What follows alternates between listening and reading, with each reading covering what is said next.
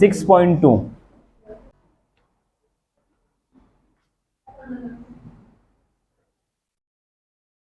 6.2 question number first, शुरू करते 6.2 exercise. In a diagram if A B parallel to C D, diagram देखो, A B line is parallel to C D and the C D is parallel to E F.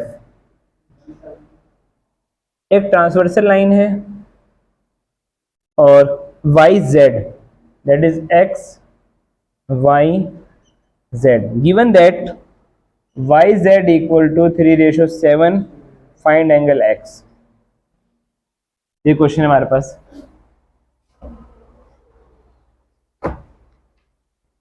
चलो देखो, y और z की ratio है हमारे पास 3:7।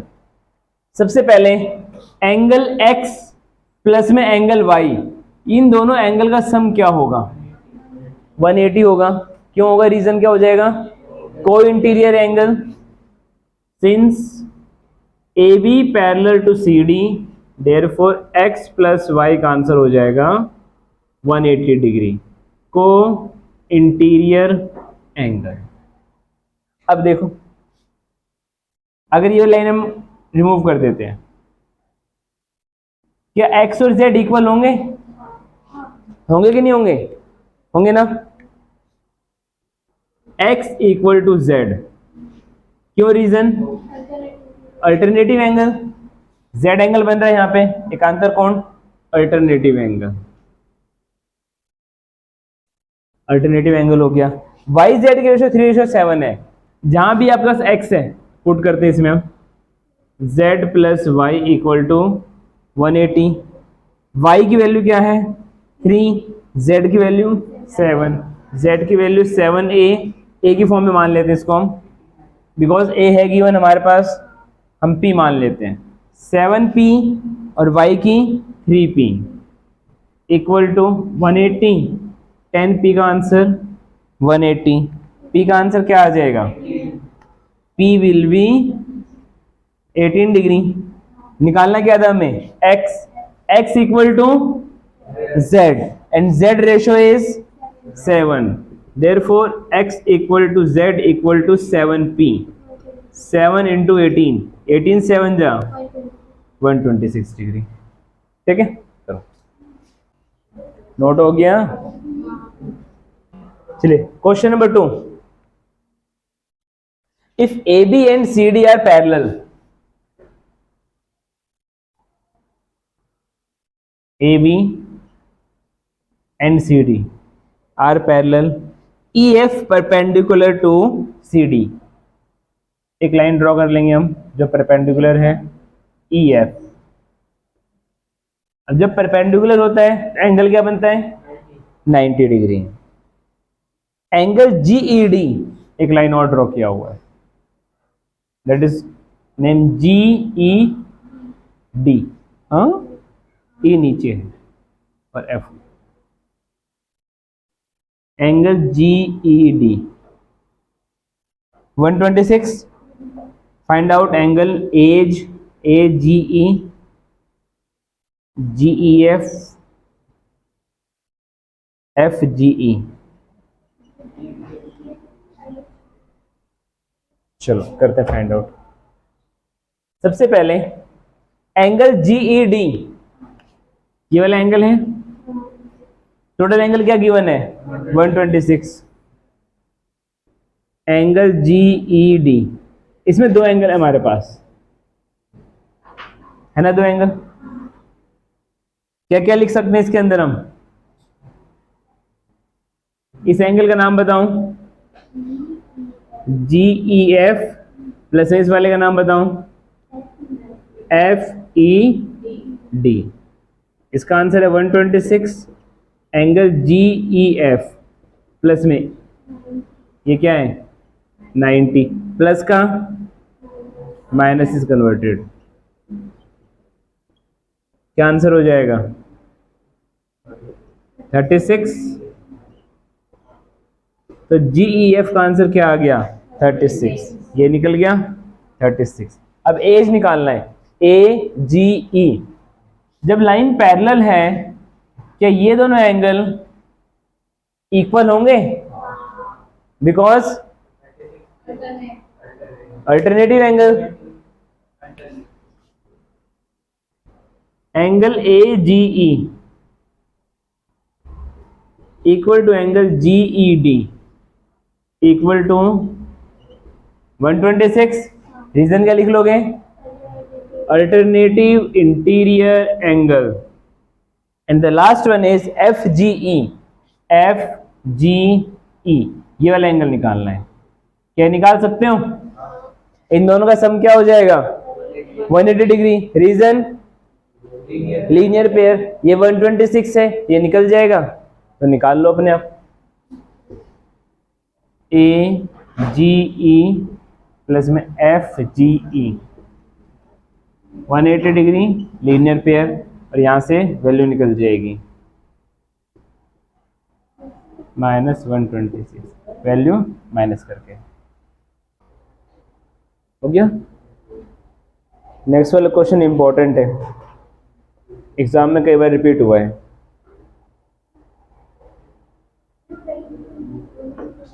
ये LP linear pair. करें next question. Question number 3, P Q parallel to S T. Diagram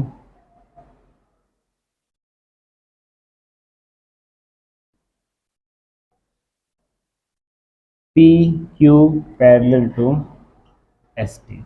अभी P Q S T कैसे पैरेलल है? अगर आप इसको इंक्रीज करोगे ना तो लाइन क्या आ जाएंगी? पैरेलल लाइन आ जाएंगी। एंगल पी क्यू आर, नीचे आर है, पी क्यू आर ये वाला एंगल है 110। आर एस टी ये वाला एंगल है 130 डिग्री। आपको निकालना है क्यू आर एस ये वाला एंगल निकालना है। चलो देखो, इसमें हिंट है कि पी क्यू या एस टी इनके किसी भी नंबर के पैरेलल एक लाइन ड्रॉ कर लेंगे हम।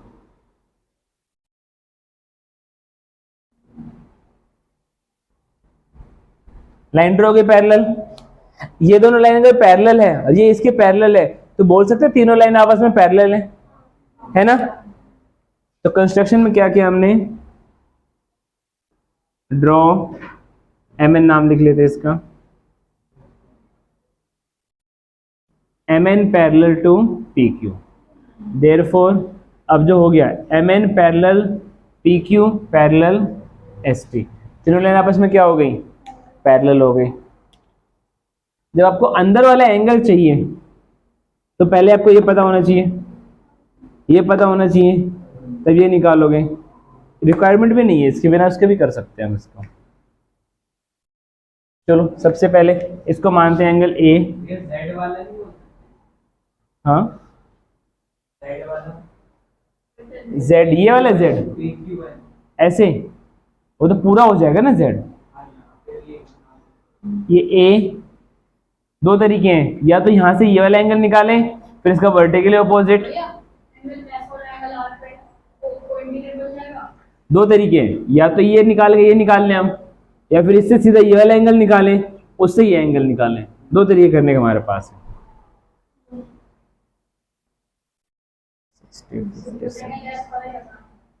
हाँ ठीक है। एंगल एस प्लस में एंगल एस का नाम पूरा लिखना पड़ेगा हमें, क्योंकि एस तो ऐसे पर्टिकुलर ऑप्शन नहीं है। तो अगर एस का हम पूरा नाम लिखते हैं T S R plus R वाले का नाम S R N equal to क्या हो जाएगा? 180 डिग्री। रीजन क्या लिखेंगे? को इंटीरियर एंगल, आसन कोण, आसपास क्या एंगल है ये। अब टी एस आर का आंसर क्या है? 130 S R N 180। S R N का आंसर क्या हो जाएगा? आगे 50। अब अगर 150 निकल गया है तो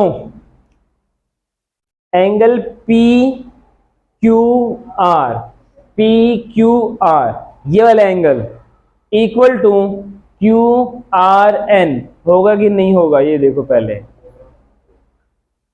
होगा कि नहीं होगा? ये एंगल देखो, ये वाला एंगल और ये वाला एंगल इक्वल होंगे। रीजन क्या हो जाएगा? Alternative interior angle, Z angle कह सकते हो आप। पी क्यू आर का आंसर क्या है? 110, और क्यू आर एन भी क्या हो जाएगा? 110, दोनों हो गए एंगल इक्वल। अब देखो last step, angle Q R N, Q R N में दो एंगल हैं, ये वाला एंगल और, है ना, दो एंगल। इस वाले का नाम क्यू आर एस, बाहर वाले का नाम S R N. 110 angle Q R S plus S R N की वैल्यू क्या है? 50 डिग्री, 50 पुट कर देंगे हम, क्या आ जाएगा इसका आंसर? 60 डिग्री। ठीक है, बताओ कुछ समझ में नहीं आया तो? इन दोनों एंगल से पहले हमने ये एंगल निकाल लिया, ये पूरा 110, ये पूरा 110 के इक्वल हो गया। अगर ये छोटा सा एंगल हमें पता हो तो हम ये निकाल सकते हैं।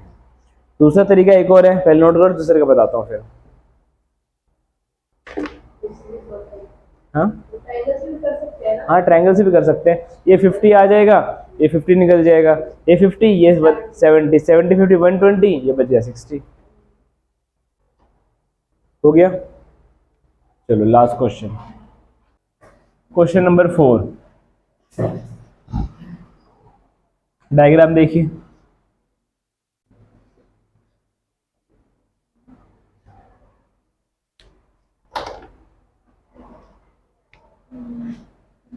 ए B C D, P 50, Y X 127।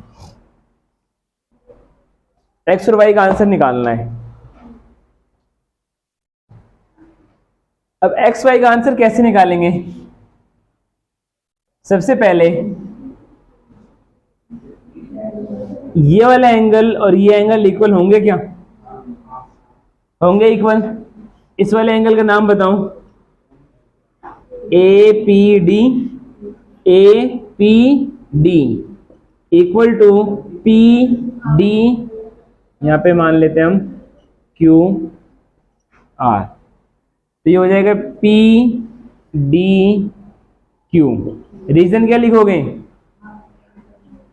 इस दोनों का रीजन क्या रहेगा? Alternative interior angle, Z angle, एकांतर कोण, अल्टरनेटिव इंटीरियर एंगल। तो एपीडी का आंसर क्या है? 50 plus Y equal to 127। Y का आंसर क्या हो जाएगा? 77 हो गया। अगर एक वाई का आंसर आपको पता चल गया, अब यहां से देखते हैं, एक जेड यहां बन रहा है छोटा सा, क्या बन रहा है? इधर वाले का नाम बताओ, A P C, A P C equal to अंदर वाले का नाम पी सी डी। रीजन वही पुराना reason, alternative interior angle. APC की वैल्यू 50 डिग्री, पीसीडी की वैल्यू x, तो x का आंसर 50 आ गया और y का आंसर 77। ये 6.2 के जो 4 इंपॉर्टेंट क्वेश्चन थे वो सारे खत्म।